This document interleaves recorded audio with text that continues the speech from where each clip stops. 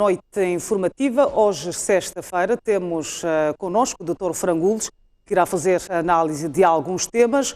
Boa noite, Dr. Frangules. Começamos então com esta pretensão do líder da Renamo, Afonso Djacama, que diz que o STAI, o Secretariado Técnico de Administração Eleitoral, deveria, portanto, passar a ser um departamento da CNE, da Comissão Nacional de Eleições.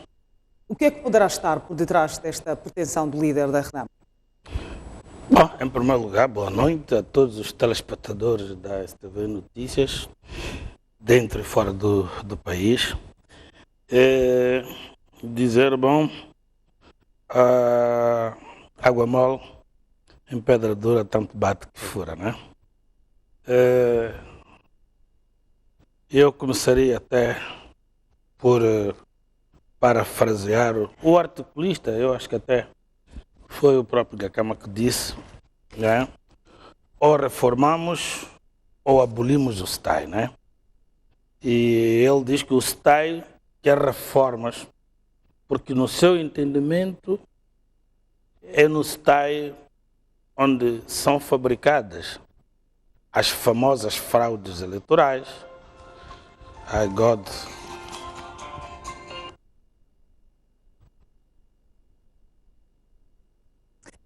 Portanto, tivemos aqui então um pequeno impedimento, mas já estará resolvido.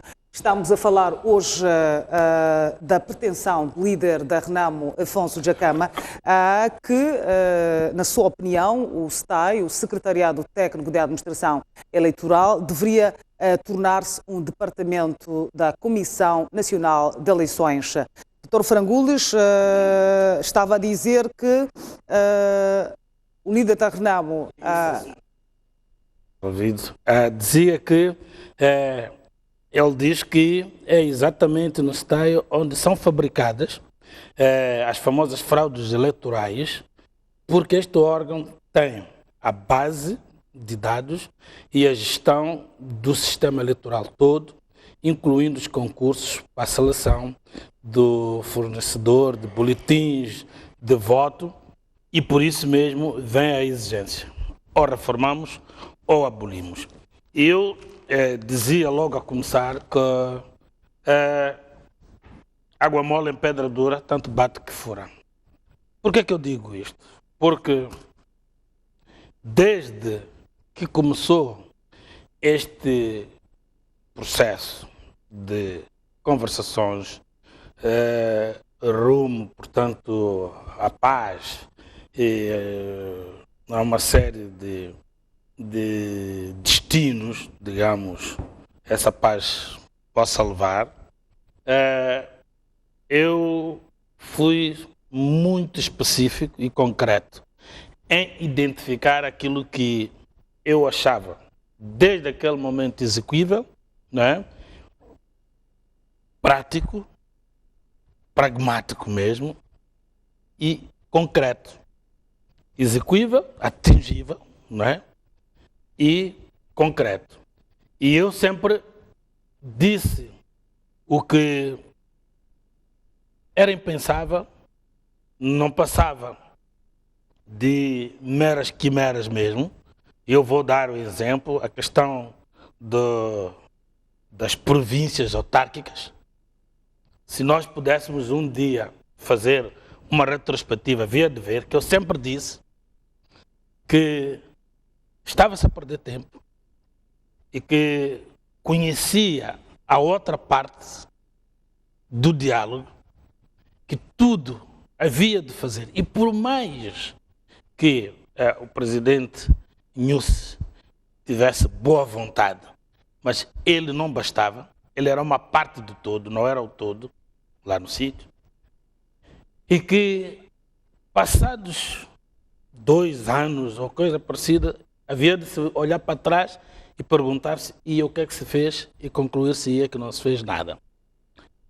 Agora, o presidente da Renamo está a chegar à conclusão. E eu sempre pus o ponto no I, o traço no T, né, em relação ao sistema eleitoral. Eu sempre fiz ver que o mais importante que a oposição, neste caso, a liderança dessa oposição em Moçambique devia fazer era exigir que fossem criadas as condições de umas eleições menos fraudulentas. Não digo mais limpas, porque nunca foram limpas. Menos fraudulentas. E, de facto, o problema do sistema eleitoral, o problema dos órgãos, né, eleitorais, é um problema clavicular. Ora, o que é que acontece? Acontece que nós temos uma lei que tem uma CNE que não passa de um simples supervisor dos processos eleitorais. E temos um STAI, que é aquele que, né, organiza todo o processo eleitoral. Nós, por exemplo, se viéssemos para aqui, a página 53 desta lei número 6 de 2013, de 22 de fevereiro, que define a Comissão Nacional de Eleições é um órgão do Estado independente e imparcial, responsável pela supervisão dos recenseamentos e dos atos eleitorais. E entende por supervisão a função de orientar, superintender e fiscalizar os atos do processo eleitoral. Mas nós, se formos a ver na página 83, encontramos no artigo 48, o Secretariado Técnico de Administração Eleitoral é um serviço público personalizado para a administração eleitoral com representação, são réplicas ao nível provincial até lá embaixo. Bom, para entender melhor isto, nós podemos ir para o direito comparado. Vamos, por exemplo, para a lei de Cabo Verde, lei eleitoral. Vamos encontrar a Comissão Nacional das Eleições como que é o órgão superior da administração eleitoral. Não é de supervisão. Ou seja, o STAI tem sido um empecilho no país para a realização de eleições justas e transparentes. O STAI tem o monopólio, o domínio do objeto eleitoral. E quem é o STAI? O STAI é a máquina da administração pública, é a máquina do governo. Quer dizer, nós encontramos, né, o árbitro a criar todas as condições para se jogar, apitando e fazendo tudo. Então, é preciso que, de facto, se mude este sistema eleitoral. Nós vimos agora em Angola, não tem diferença nenhuma. Portanto, os resultados, né, são resultados que são fabricados a partida por aquele que domina o objeto eleitoral, o sistema eleitoral. E nós vimos até, ademais, o candidato a vice-presidente em Angola, inclusivamente, é o ministro da administração. Né? E pronto, por aí assim, o negócio todo está, digamos que, inquinado. Então, finalmente, o Gacama percebeu que, se não mudar o sistema eleitoral, nada é feito. Mais do que alterar a Constituição, criar a lei das autarquias provinciais e tudo mais, é perder tempo, porque se você não vai ganhar as eleições, de que é que te vale? Você vai organizar mesmo as províncias autárquicas e vais perder, porque quem está na base da organização do processo eleitoral não és tu.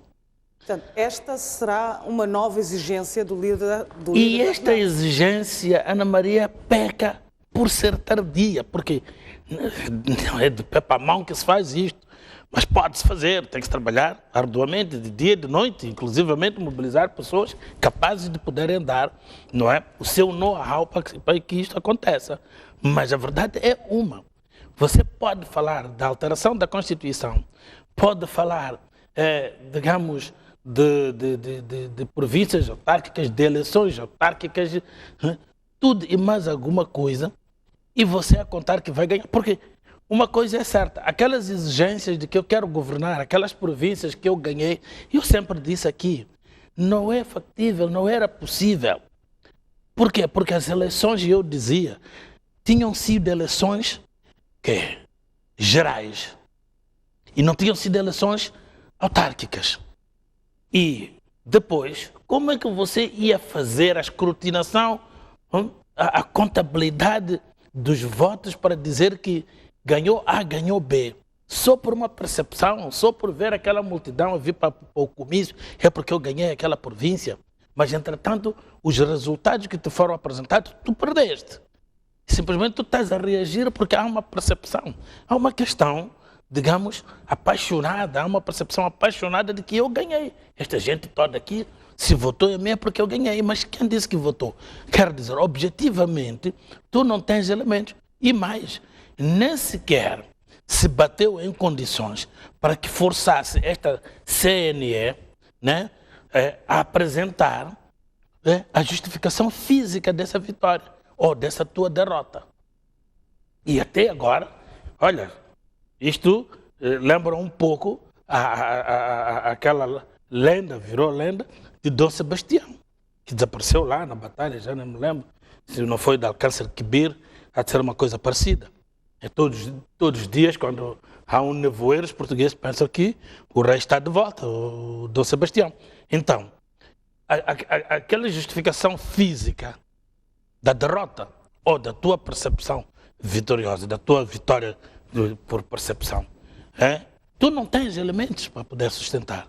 Mas tornando o STAI subordinado à CNE, irá resolver o problema? Haverá alguma mudança? E qual seria essa mudança? Começa na base da lei.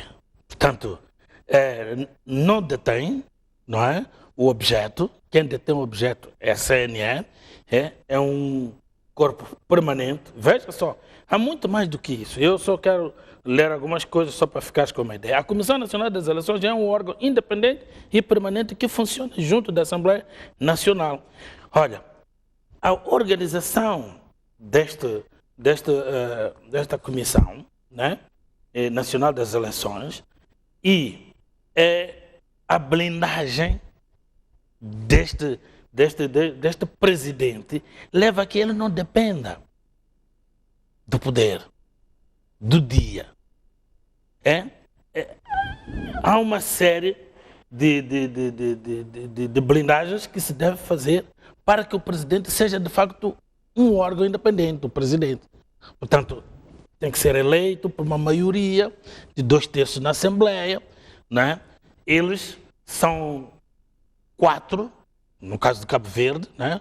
Com o presidente 5, quer dizer, o presidente da Assembleia que é eleito por uma maioria de 2/3 e com uma independência, exatamente porque vai de uma maioria qualificada, leva-lhe a estar mais à vontade e isto leva a que criem consensos na escolha do próprio presidente, porque o STAI, não é, vai ser regulado, o STAI, entre aspas, os órgãos da administração eleitoral que vão ser criados, mas órgãos subordinados à CNE, não é, vão estar debaixo das deliberações da CNE, o que não acontece agora. Então está a dizer que a CNE, nos processos eleitorais, tem sido um mero espectador?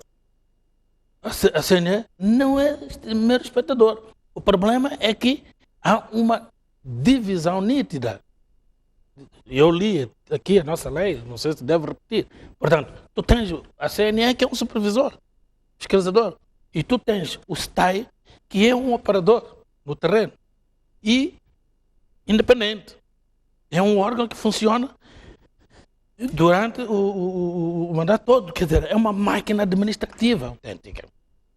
o recenseamento, o licenciamento, quando chega à altura, a credenciação, a formação e tudo, eles fazem, têm o domínio do objeto. Quando eu digo objeto eleitoral, eu estou aqui a dizer todo o processo da administração eleitoral e por isso se chama STAI. E a CNE aparece apenas como um órgão político pela sua indicação, como nós vimos. Mas mudando isto, muda muita coisa. Porque vai ter que subordinar aos órgãos de administração. No recenseamento faz-se muita coisa, Ana Maria. Isto é um processo complicado. Isto é um poder em causa. Faz-se muita coisa. No recenseamento eleitoral faz-se muita coisa com antecedência. A fraude começa muito cedo. Não? Por isso, quando se vai fiscalizar, observar umas eleições, tem-se uma mínima parte do que é o processo todo, porque ali só se vai assistir, digamos que, o ato eleitoral e a sua escrutinação. Mas o processo eleitoral há de ter começado muito mais lá para trás e implica muitas nuances, muito exercício, desde a distribuição dos tempos de antena, desde a distribuição dos dinheiros para a propaganda, para poder fazer a campanha, etc. Quer dizer, o processo eleitoral é simplesmente um processo, é um complexo. Então, é preciso que, de facto, se tenha o domínio e a vitória que o Ngakama podia conseguir, em vez de se bater pelas províncias este tempo todo, devia se bater em ter o domínio num 50-50, no mínimo, não é? Portanto, nos órgãos de administração eleitoral, porque nesta altura só se pode ter, não é? Na Comissão Nacional de Eleições, aquela representação, e esta representação tem que ser representação. Numa altura conseguiram que fosse 50%, mas quando entrou um terceiro partido, mudaram para outro. Mas era preciso que os dois estivessem lá. Porque o problema todo começa quando vão as deliberações, não é? É preciso que, de facto, estejam representados. Nada de representação proporcional. Porque ali não se trata de Assembleia da República, de não sei o quê. Ali trata-se de um órgão que decide sobre, né, as eleições do presidente, da Assembleia e de todos os outros mais. Portanto, devem estar lá. E por esse partição. E veja só, o STAI é que tu faz os boletins e tu tens muito exemplo, né, mau nesta coisa de boletins. As últimas eleições apareceu um caminhão lá para aquela zona do Muxungo, avariou lá o que foi e, entretanto, uns meliantes pensavam de que aquilo era comida, foram roubar umas tantas caixas, quando viram que eram papéis, deixaram no matéria um boletim, estavam a seguir muito antes da hora. Para quê? Para quê? Portanto, e nós vimos, por exemplo, no caso da eleição em Nampula, não é? Como a eleição se mostrava, das sondagens que hão de ter feito, de certeza, mostravam renhidas, era preciso que se tivesse uma bateria concentrada em Nampula. Mas, ao mesmo tempo, com as eleições autárquicas, a decorrer em noutros municípios, não era possível concentrar ali, tinham que dividir. Então, o que é que fizeram? Fizeram boletins de propósito para que inviabilizasse a validade, não é? Invalidasse os resultados de Nampula. Basta repetir. Repetir-se para quê? Para depois poder concentrar todos os esforços ali. Mas tornando esta questão de tornar, portanto, a STAI como um departamento da CNE, tornando isto uma exigência a ser incluída nas outras exigências, portanto, que estão neste momento na mesa de negociações, isto não iria atrapalhar um pouco o processo para o alcance da paz efetiva?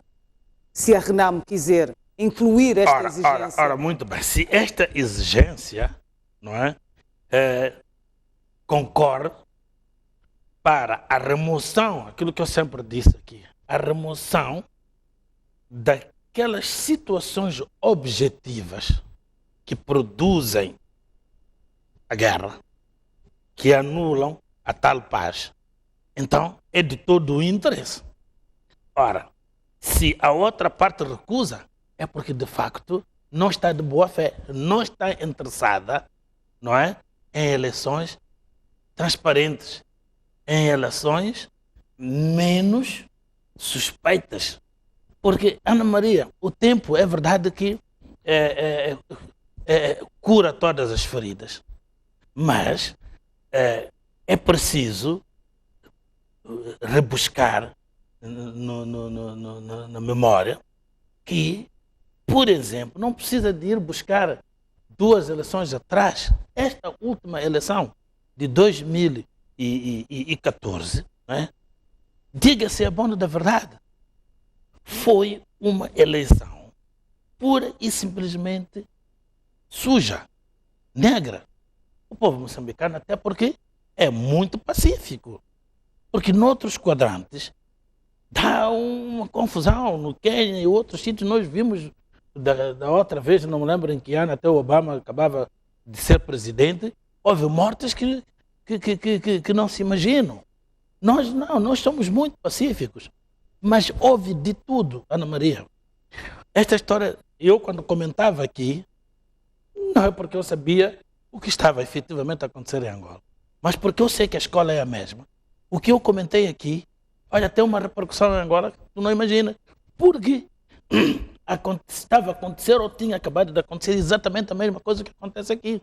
É que, por exemplo, né, o STAI tem que entregar credenciais porque os delegados de lista, representantes de partidos, não podem estar na Assembleia de Voto sem que sejam credenciados. Imaginemos província do Maputo, tem distritos distanciados um do outro. Ora, 21 horas do dia anterior à eleição, pega nas credenciais, começa a entregar, as credenciais vão parar em Marraquém, aparecem credenciais de delegados de Ressano Garcia, de Mapulanguene, Magude, mas Marraquém é aquilo ali pertinho, nem amanhece. Portanto, aquela hora das 21 horas, os partidos da oposição não são o governo. O governo tem carros, pode dar um salto, mesmo tendo carros é com alguma dificuldade. Piores que nem carros têm. Então, o que é que acontece? No dia seguinte, às 7 horas, as pessoas ainda estão à procura do caminho, porque durante a noite não podiam ir, do caminho para ir até o sítio. Sítios que não têm chapa. Então, chega-se ao sítio, olha, as eleições já começaram há muito tempo. E não tem credencial. Muitas vezes não entra. Fazem tudo, estão sozinhos. E isto é o que aconteceu em muitos sítios. Estamos a falar de um país grande, não estamos a falar de Cabo Verde. Tem uma lei que permite, né, umas eleições com mais limpeza e é um país pequeno. Imagina, nós somos um país grande e com uma lei que permite exatamente essas falcatruas todas. Portanto, o importante, o Gacama não conseguiu divisar na altura. Agora, eu penso que alguém lhe sensibilizou melhor. Que, olha, meu amigo, sim, aqui a lei eleitoral é angular, é simplesmente clavicular. O resto é cantiga. Porque você pode falar da Constituição, pode falar das províncias autárquicas e companhia limitada. De que é que vale se tu não vais ganhar? Só podes ganhar se tu puderes mexer a lei eleitoral como mandam as regras, não é? E não só conseguir uma mistura dos que devem, portanto, constituir, né, esta máquina toda do processo eleitoral. Em vez de estar aí a se bater em teres comandante num ramo, né, e o Frelimo tem que ter vice, ou vice-versa, ter vice e comandante na polícia, na segurança. Isto não te serve de nada. É preferível você pedir essas contrapartidas, mas para a fiscalização do processo eleitoral e do ato eleitoral. O processo é todo o conjunto, não é, de, digamos, exercício que se faz até chegar ao ato. E o ato é no próprio dia. Por quê? Porque nós temos que a vitória do partido que está no poder é uma vitória de quê? É uma vitória da polícia, é uma vitória das forças de defesa e segurança de um modo geral, da segurança inclusivamente. Quando chega à altura do ato eleitoral, todos estes são mobilizados no sentido de tudo fazer para poderem continuarem no governo. Mas para o tempo que nos resta para as eleições, há espaço para esta medida? Há espaço para minimizar muita coisa. E eu digo, há de haver resistência, Ana Maria. Não há de acontecer exatamente porque há de haver resistência. E quando alguém resiste é porque há problemas. Quando resiste é porque há algo. Quem não deve, não teme. E eu sei que eles não há de ser de mão beijada que vão dizer sim, senhor, porque eles sabem que o grande calcanhar de Aquiles das eleições em Moçambique está exatamente ali, removendo, não é, todos aqueles obstáculos, não é, e estreitar este caminho para a coisa, para a fraude. Olha, eu digo que pode-se acordar na praia. Exato. Vamos então passar para o outro tema, e desta feita o segundo tema de análise de hoje está relacionada com a anulação, portanto, das eleições presidenciais no Quênia. O Tribunal Supremo do Quênia decidiu por 4 votos a 2 anular as eleições presidenciais de 8 de agosto, porque considerou que houve irregularidades e ilegalidades. Portanto, Dr. Frangulos, uma decisão que apanhou a todos de surpresa, porque situações destas não são esperadas em África. Ou seja, pela primeira vez na história da democratização africana, um Tribunal Supremo anula as eleições. Qual é a sua análise com relação a esta decisão? Isso abre um precedente. Um bom precedente. Pela primeira vez na história da democracia africana, não é? A justiça como órgão tomou uma decisão para anular uma eleição presidencial irregular. Nunca antes tinha acontecido. E o Uhuru Kenyatta, neste caso concreto, aparecia com 54,7 e o Raila Odinga aparecia com 44,3. Não é? Vai ter que enfrentar, portanto, uma nova eleição. E dizer apenas aqui que não digo que será por um efeito de estufa, mas são sinais, não é, que estão a aparecer, digamos, não digo de mudança, mas sinais de aviso. Sinais de aviso. Por quê?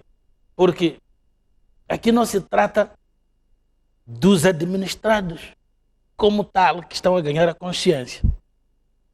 Mas já trata-se de, digamos, aqueles que chamemos acólitos, né? Fazem parte do Estado, os tribunais é o Estado, no sentido lato da palavra. Estão a ganhar consciência de que devem cumprir com o direito, com o dever, porque nós vimos no Zimbábue, né?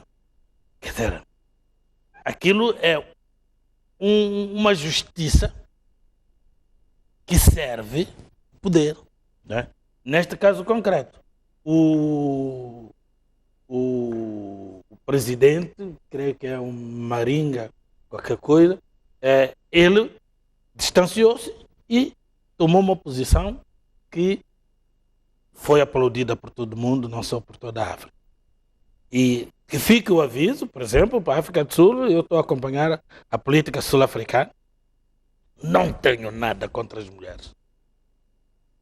podes ter a certeza, não tenho nada contra as mulheres, mas o problema da África do Sul não vai ser daquela candidata. O problema da África do Sul vai ser do vizinho do leito daquela candidata. Aí sim, vai se dividir o ANC em termos de posições, né? Porque ali tu tens, na ANC, estamos agora a extrapolar, temos os antigos combatentes, né? Que apoiam a Nkosazana, né? E o próprio marido, claro, mas depois, o que é que vai ser? Os jovens não acreditam muito. E outros, digamos que, conservadores dentro da própria ANC. E fora? Qual é a percepção fora? Será? Exato. E voltando então para o Quênia, como é que analisa a decisão deste Tribunal Supremo ao ter invalidado, portanto, estas eleições sem muita pressão da oposição, perante uma certa passividade, apesar do líder da oposição, o Raila Odinga, ter nas suas manifestações, ter dito que as eleições tinham sido fraudulentas. Como é que analisa esta independência, digamos assim, deste Tribunal Supremo? É um caso, digamos, sui generis, né? Mas, pronto, não há regra sem exceção, porque nós conhecemos qual é a regra em África, né? Mas temos aqui a exceção, o que significa que qualquer dia isto vai acontecer, ou no país vizinho ou entre nós. Porque, de facto, falta-nos essa coragem, e também essa bênção de termos alguém, não é, capaz de poder tomar a decisão em função, não é, da lei, do que lhe é dado para criar uma percepção própria, não é, a tal consciência, para decidir em consciência. Veja só que ele não foi, digamos, de acordo com todos que estavam ali. São 4, parece, ele era o 5º, teve 2 mais ele, 3, né? E saiu a decisão de anular. Ora, é preciso ver que nós também, se tivermos condições de independência, é preciso referir isto, condições objetivas de independência, e essas condições têm que vir da lei, né? Como eu estava aqui a mostrar, não há independência, onde tens uma CNE, por exemplo, estamos a falar do tribunal, uma CNE em que tem proporcionalidade, portanto, quem tem mais deputados tem mais elementos na CNE. Vai para o Tribunal Constitucional. A ladainha repete-se. Quem tem mais deputados tem mais conselheiros. Não. Tem que haver uma representação no Conselho Constitucional. Não se perde nada. Se entender que está-se a gastar muito dinheiro, assim, cria 5, 2, 2. São 3 partidos, não é? 5, 6. 2, 4, 6. 2, 2, 2 e o presidente para desempatar. Mas tem que ser um presidente que saia primeiro da Assembleia da República por uma maioria de 2/3, porque quando for assim, terá que haver consensos, de modo a que saia alguém que seja uma autoridade moral. Não vai ser aquilo que nós vimos em 2014. Com todo o respeito que eu tenho pelo atual presidente do Conselho Constitucional, foi meu professor, alto-falante, alto professor e tudo, mas eu estou completamente em desacordo com a sua gestão das eleições de 2014. Foi uma autêntica e pura vergonha. Portanto, e nós sabemos quem é, qual é a peça. Portanto, é subserviente do partido, vem do partido, era deputado do partido. E o que é que havia de fazer? Só podia fazer o que fez. Ora, não podemos ir para as próximas eleições, e eu tenho estado a dizer isto todas as vezes que estou aqui, não podemos ir para as próximas eleições com a mesma estrutura constitucional, não é? Do Conselho Constitucional, e esperarmos outra coisa que não seja uma reedição de 2014. Isto tem que ficar bem claro. Então, é preciso que se vá buscar. Há muita gente de muito boa fé em Moçambique.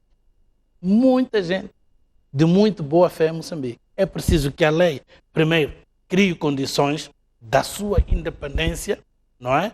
Para ele poder decidir em consciência e em função da lei e poder degladiar-se com aqueles seus adjuntos, com os seus conselheiros, não é? Por quê? Porque quando as eleições foram demasiadamente fraudulentas, todo indivíduo olha para si, não fica bem, fica doente. Então ele tem sempre aquela potência de fazer justiça. Exato. Mas, quando não há essas condições objetivas, o resultado é aquele que nós vimos, e se não nos acapatarmos, a reedição vai ser um facto. Exato. Ponto final. Voltamos então para o Quênia. Portanto, o presidente cessante, neste caso com esta decisão, Uhuru Kenyatta, que está no poder desde 9 de abril de 2013, ele disse que aceita a decisão do Tribunal Supremo e que não irá se opor a esta anulação. Como é que o Uhuru Kenyatta fica no meio disso tudo? Acha que ele sairá um pouco fragilizado nesta nova votação que foi marcada para daqui a 60 dias? Eu penso que ele vai fragilizado. Se ele até se preocupou em montar, né, uma fraude, é porque ele já estava fragilizado, ele não estava seguro. E como é uma percepção, quer dizer, há aquelas, digamos, coisas que a gente pensa que até são virtudes, né? E eu não posso sair porque o que é que vai ser deste país, etc, etc. Então, ele fez tudo para que não acontecesse o contrário. Mas ele já tinha pressentido, né? Mesmo pelas reações um bocado antes até do escrutínio, ele se apercebeu que estava fragilizado. E eu creio que ele vai às eleições consciente até de que vai perder. Exato. Uma última questão sobre este tema. Que lições Moçambique pode tirar desta decisão do Supremo Tribunal do Quênia? Eu penso que quem tem que tirar esta lição, não é? Ilação, não é? Deste facto é a oposição, não é o governo. É a oposição. A oposição num todo, quer dizer, partidos políticos, sociedade civil, porque precisamos de ter estruturas fortes. E este tribunal só pode ser um tribunal não subserviente, um tribunal não partidário, para poder tomar uma decisão daquelas. No mínimo, o seu próprio presidente.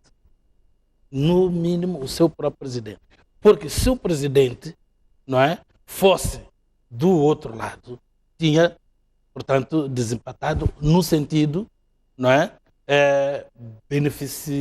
beneficiando, portanto, o Uhuru Kenyatta, neste caso concreto. Portanto, eu penso que a oposição tem que tirar essa relação e começar, já devia ter começado, a fazer barulho, mas um barulho organizado, um barulho intelectual, né? Não é de armas, né?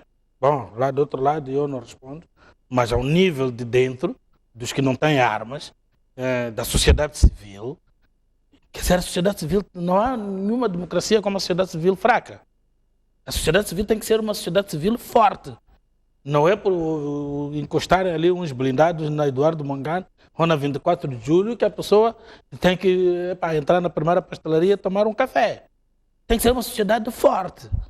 E eu sempre disse que não se faz nenhuma revolução com piegas que têm medo de morrer.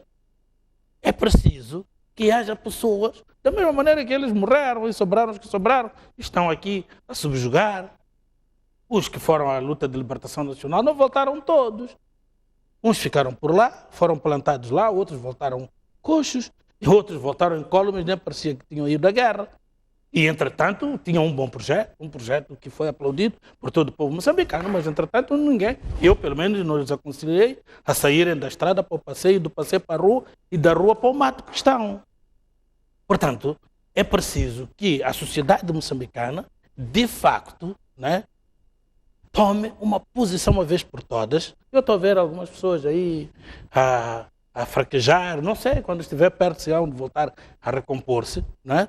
E os partidos também, parece que estão aí, só falta ajoelhar e rezar para ver se Deus faz cair, não sei, uma bênção, uma força, para poderem voltar-se a levantar fortes.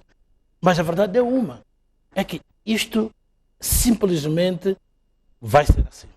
Se a sociedade civil for fraca, nós havemos de chafurdar, havemos de comer esterco neste país. Exato. Vamos então para o nosso penúltimo tema, que está relacionado a esta crítica do Ministro da Saúde da África do Sul, Aaron Motsoaledi, que criticou os líderes africanos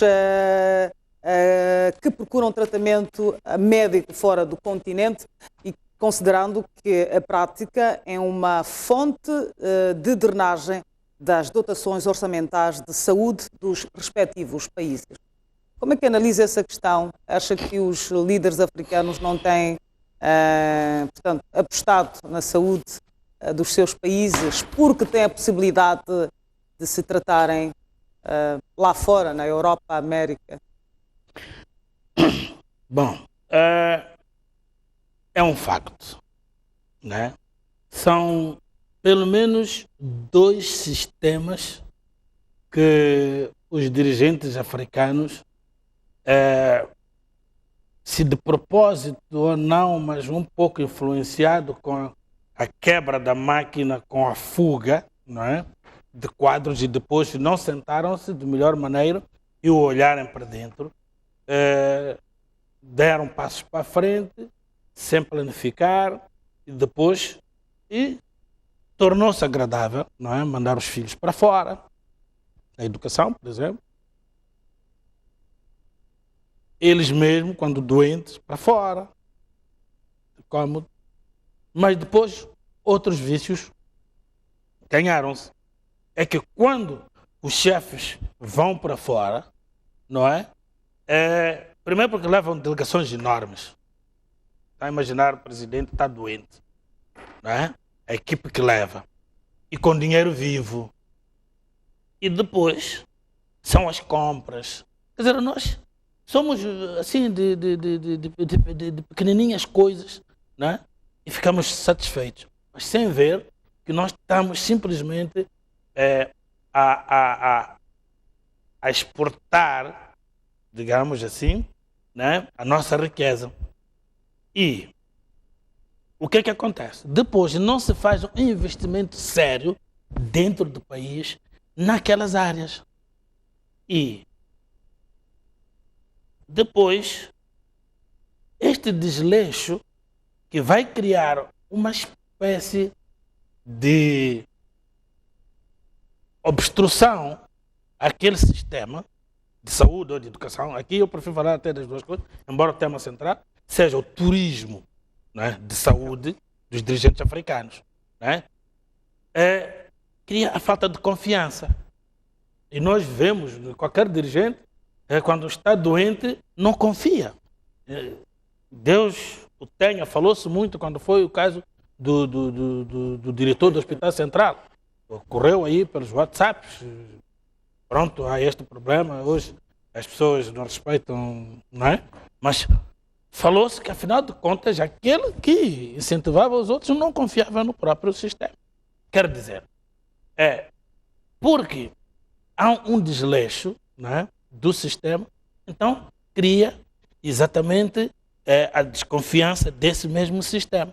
Nós vimos, por exemplo, coisa que eu tenho conhecimento, porque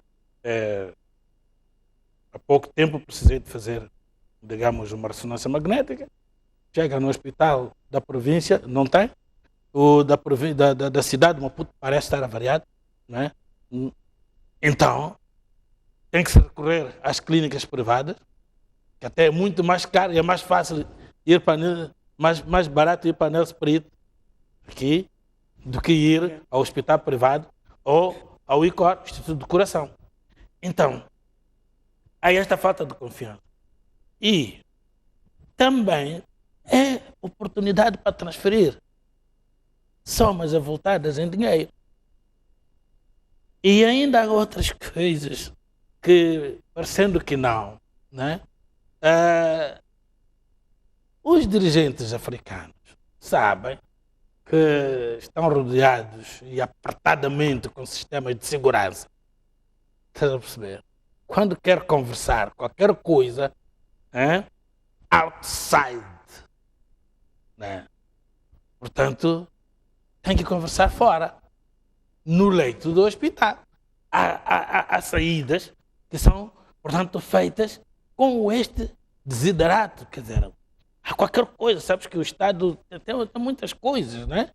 Mas precisa de conferenciar, quer dizer, um presidente não sai para a casa do ministro da Defesa de qualquer maneira, não vai para... Então, o ministro da Defesa vai para onde está o chefe de Estado, sabe que onde ele está muito bem rodeado agora com a tecnologia e tudo, está pior ainda.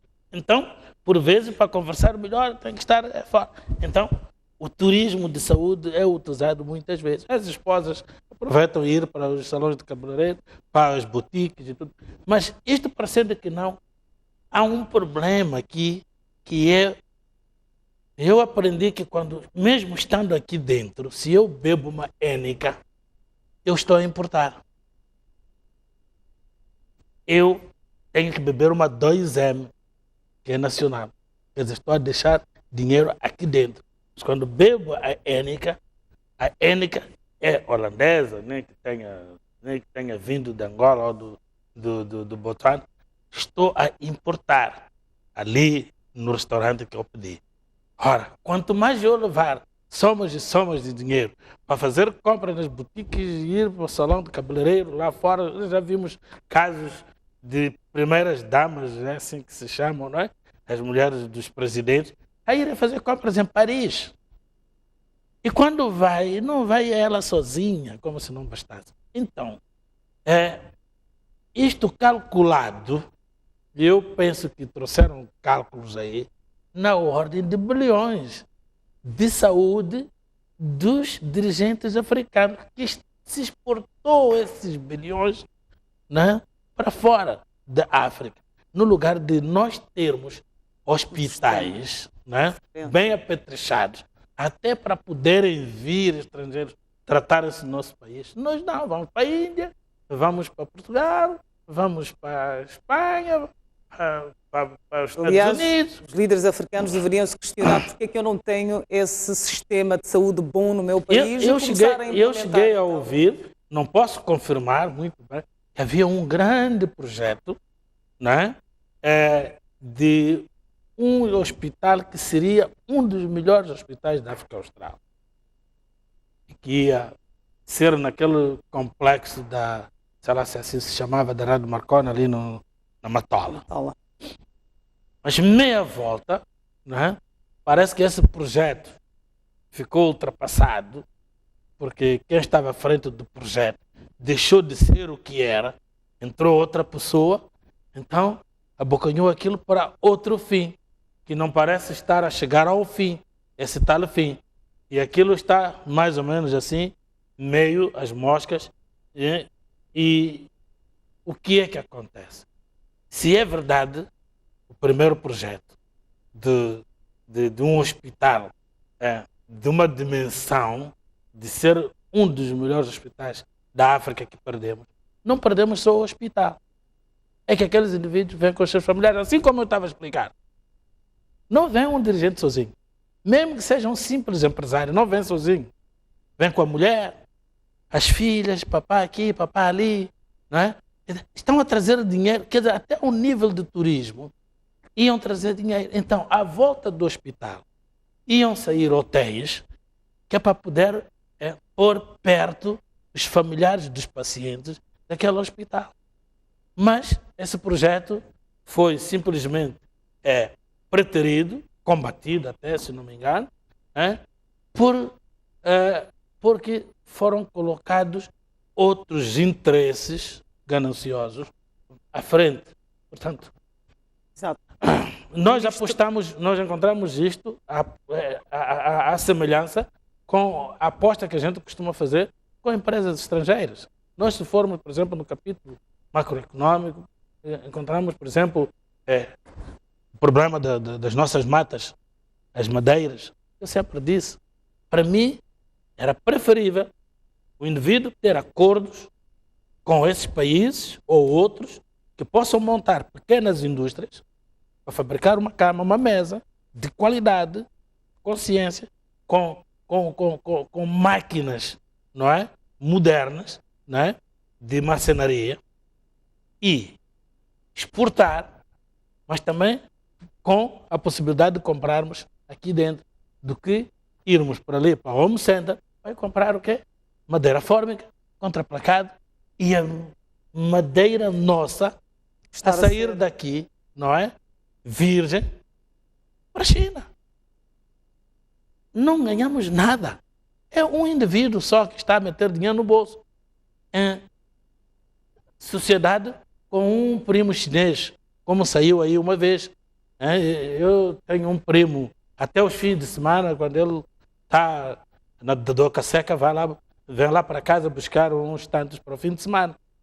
Quer dizer, é só aquele indivíduo, ele e mais um núcleozinho da família dele, mas isto não pode ser. Exatamente. Eu não sou economista, mas eu tenho a percepção de que um país cresce com pequenas e médias empresas do que com grandes empresas como a Mozart. Exato. Ok? E não... Então, nós devíamos apostar exatamente pequenos hospitais bons, porque a saúde do nosso povo seria melhor, é um investimento. E não só. Imaginemos que temos um bom hospital na fronteira com Manica, com o Zimbábue. Nesta altura que o Zimbábue anda como anda. Na fronteira com Malau. Eles haviam de entrar para se tratar cá e pagar os empresários e companhia limitada. Quer dizer, esta ideia, não é, micro, é uma ideia, até certo ponto, é muito boa, porque é ela que cria condições para que exista amanhã grandes investimentos macroeconómicos. Exato. O Ministro da Saúde da África do Sul não só criticou, mas também deixou ficar algumas recomendações e instou os líderes africanos a trabalharem mais para melhorar os serviços de saúde nos seus respectivos países e assumir um papel de liderança, procurando tratamento médico local. Dr. Frangulos, vamos então para o nosso último tema, que está relacionado então com o braço de ferro entre a Ordem dos Advogados e a Polícia, que está relacionada com a fiscalização de viaturas com vidros fumados. Para a Polícia, os automobilistas não podem usar viaturas com vidros fumados, portanto, e para a Ordem, esta decisão é ilegal e que não há nenhuma clarificação na lei, portanto, na lei, ou dizia no artigo 89 do Código de Estradas, que diz se pode ou não usar viaturas com vidros fumados. Qual é a sua análise? Bom, não há lei, não é verdade? Bom, há uma coisa que é preciso dizer.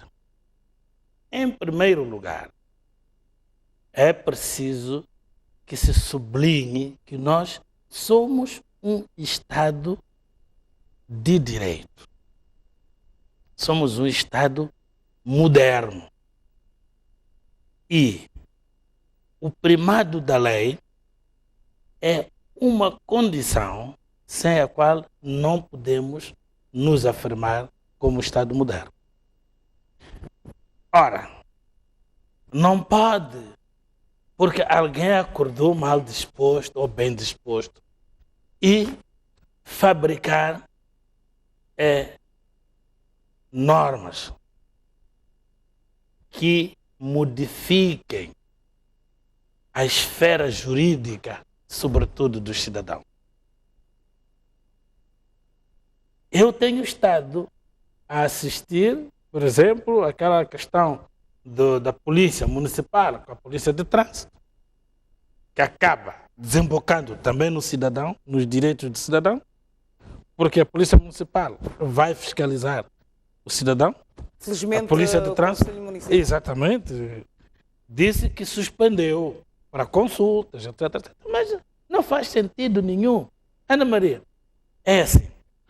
Temos um parque, Zinave, Kruger Park não é nosso, Zinave. Mas mesmo lá, como exemplo, podemos falar do Parque Kruger Park, não é? Ora, tem estradas ou não tem? Dentro do parque. Tem polícia da fauna Brasil ou não tem? Tem. Para exigir o quê? Lá dentro tem normas de estacionamento. Aqui se estaciona, aqui não se pode, porque é perigoso, porque... Você entrou de carro ali dentro. Imaginemos que deixam entrar de carro. Mas os carros têm um sítio onde devem se dirigir, deixar-se, para entrar até nos carros do parque. Então, quem é que regula este trânsito dentro do parque? É a Polícia de Fauna Brasileira. Mas é para exigir carta de condução? Naturalmente não. Naturalmente não. Portanto, significa que cada polícia, na sua jurisdição, terá que fazer um trabalho administrativo dentro das suas competências, dentro das suas atribuições. O que está a faltar à polícia, sobretudo, é um conhecimento jurídico e a consciência de que, tendo esse conhecimento, deve obedecer. Por quê? Porque, sendo polícia, né, um órgão administrativo, o órgão administrativo tem a lei como o fundamento e o limite da sua atuação. Ora, o que acontece é que a polícia sabe muito bem que existe o Código de Estrada, está muito claro, o Código de Estrada no artigo 11 e tudo mais. Eu não quero cansar as pessoas lendo. E, falando em vidros escuros, a polícia diz que não se pode, porque faz parte das características da viatura. Ora, características da viatura. Não se pode presumir que isto é característica. A lei tem que dizer. E onde é que está dito? No Código atual de Estrada, mesmo o recentemente revogado, não está lá. Tem que se ir ao decreto número 39.987, de 22 de dezembro de 1954. O que é que acontece? Estamos a falar de lei, né? A lei tem uma produção, uma data de produção, uma idade. Nasceu, e o nascer não significa entrar em vigor, e tem uma data de vigência, porque diz vai entrar em vigor a partir de. E depois tem uma morte. A morte que é a revogação.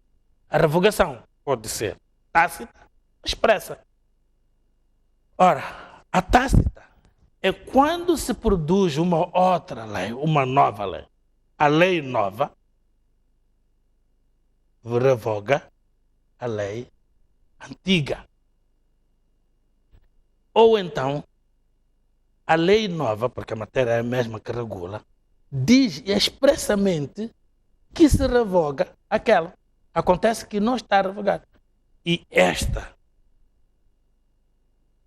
este decreto, que regula, portanto, o Código de Estrada, né, não integra nas características da viatura a película. Neste caso, dos vidros, se são escuros, se são claros, se são verdes, não está lá. Então, como estava eu a dizer, não pode, no silêncio da lei, você presumir. E piora na sua expressão. Neste caso, né, diz que as características são estas. Né? Por exclusão de partes, as películas não estão lá dos vidros. Portanto, os vidros não estão lá. Ora, não pode, não, a polícia, pretensamente porque, em nome da segurança dos cidadãos, aquele paliativo todo, não. Em nome da segurança dos cidadãos, se quiser, enquanto está a propor que se produza uma lei pelo órgão próprio, porque neste país, não é? Quem produz a lei é a Assembleia, não é qualquer outra pessoa. No seu artigo 168, um bocadinho de paciência para os telespectadores, diz a Assembleia da República, portanto, não, no seu 169, a Assembleia da República é o mais alto órgão legislativo na República de Moçambique. Portanto, ninguém mais. Não há de ser ao contrário. Então, enquanto está-se a produzir a lei, no mínimo, vem cá com vídeos que manda parar para exigir lá dentro o que é que tem e o que é que não tem. Não é para mandar tirar, nem para passar a multa. Por quê? Porque é preciso saber que a polícia administrativa tem de respeitar os administrados. Aqui é onde vem se chocar com a ordem dos advogados, porque a ordem dos advogados não foi um indivíduo por uma recreação particular, reuniu um grupo de amigos e criou uma ordem, uma associação que chamou ordem, e por aí, meia volta, está a aparecer publicamente, a fazer intervenções, a contrariar o que a polícia, a dizer que a polícia está a fazer é ilegal. Não! A ordem dos advogados foi criada por lei, da mesma maneira que a lei número 16 de 2013, se não me engano, cria a polícia, pela não sei quarta vez ou quinta. Também a ordem dos advogados foi criada por lei, da Assembleia da República, e tem as suas atribuições: defender o Estado de Direito democrático, os direitos e liberdades fundamentais e contribuir para o desenvolvimento da cultura jurídica e promover o respeito pela legalidade. Ora, é uma autoridade autorizada para poder dizer que o que a polícia está a fazer é ilegal. Ora, eu quero simplesmente dizer o seguinte: isto, número um, não fica bem para o país, e isto é recorrente por parte da polícia. Já nos habituou a desobedecer até leis dos tribunais, leis do Ministério Público. Nós vimos no aeroporto, não é diferente. Portanto, a desautorizar uma procuradora.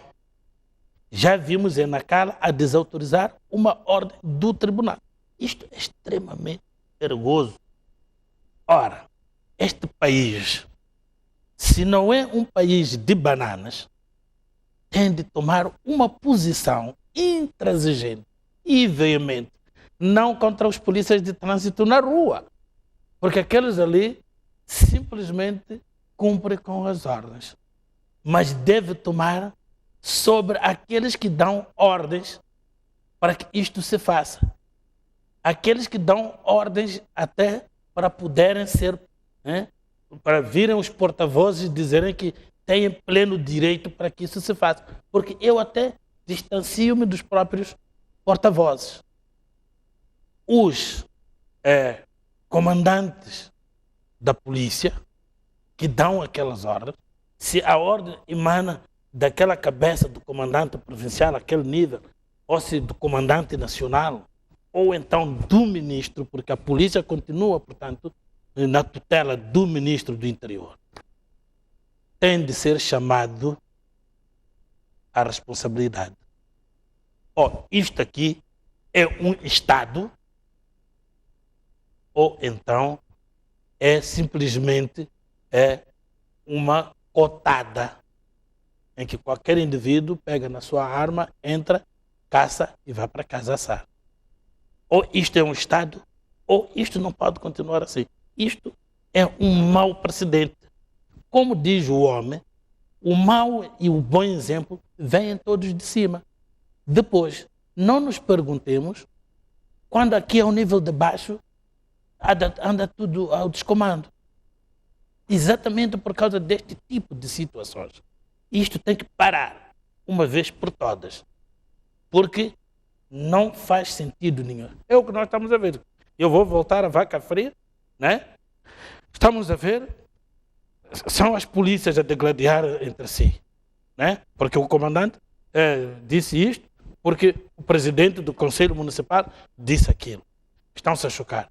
Estamos a ver, a polícia de trânsito, não é? Está-se a chocar, os porta-vozes, neste caso concreto, estão-se a chocar, quer dizer, a Ordem dos Advogados, a Inater, diz que não tem atribuições, não tem direito para fazer isso, dever para fazer isso, e eles estão a dizer que nós, até é uma expressão aí, que isto de combater o crime não é acordar e pôr gravatas, e etc.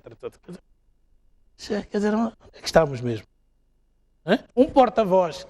Quer dizer, não pensem que combater o crime acordou de manhã, pôs a camisa, pôs a gravata e o casaco, foi para o gabinete. Não se combate o crime sentado no gabinete. Isto é de um irascível, é de um irracional apenas. E, entretanto, é alguém que representa o Estado, representa a Polícia da República de Moçambique. Isto não pode ser aceito. Em países, num Estado que se preze, eu costumo dizer, no Estado normal, nos Estados normais, olha, o comandante daquele porta-voz, no mesmo dia, passa para elemento. Exatamente. Nós vamos dar por terminada esta fase de análise. Vamos fazer um brevíssimo intervalo e já voltamos para as notícias. Até já.